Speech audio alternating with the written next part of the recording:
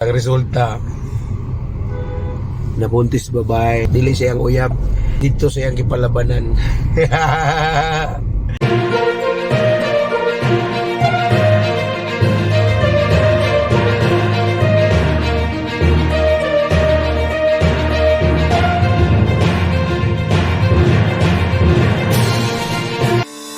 Días de los Reyes.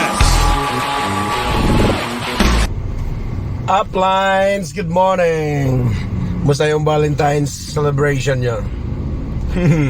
Ako, wala, kapoy kayo, gigagargaw, balikan ng biyahe. Tapos pag-abot sa Argao, sumok sa Kalibunan, ginagsorbis sa yuta nga dili ato. Yuta sa Katigwangan. Tapos balik diri gabi, kapoy na kayo. Anyway, since Valentine's, fresh pa kayo, Valentine's celebration, Hearts Day. Yan eh, matana ko ninyo, nakasway na ba mo nga namoy problema sa imong partner? Kunya, dito nimo sa laing tao, gipagawas ang problema. Kumbaga, nagpalaban ka sa laing tao.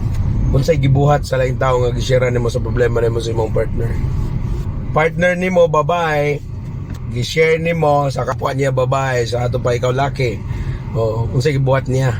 Or ang partner nimo lalaki, nagkaaway mo, nagka-misunderstanding mo, tanan pa na itabo, gi-share nimo sa imong amigo nga lalaki pod, kung sige gibuhat niya, kung sige advice niya.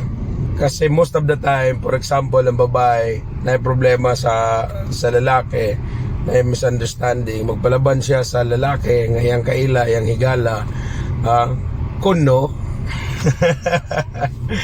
Tapos ang resulta, nabuntis babae, dili siyang uyab, dito siyang kipalabanan. Or vice versa, dito gishare ni lalaki ang problema niya sa babae, dito sa bridge ang naitabo, naging bridge is the owner. Yeah. Kasuway na mo na, masig na buhat ninyo na.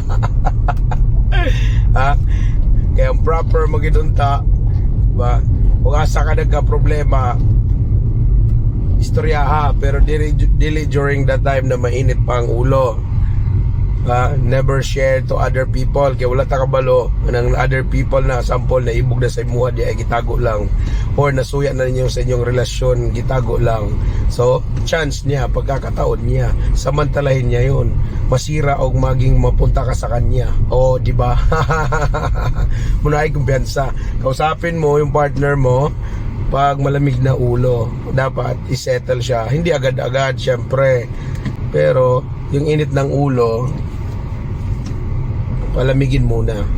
Yun lang. Pero pwede kayo mag-share sa comsec dyan sa baba kung mayroon kayong personal experience. It's either kayo nakagawa o nagawan na kayo ng ganyan sa partner mo. So what happened? Yun lang, apply. Happy Valentine's. Belated.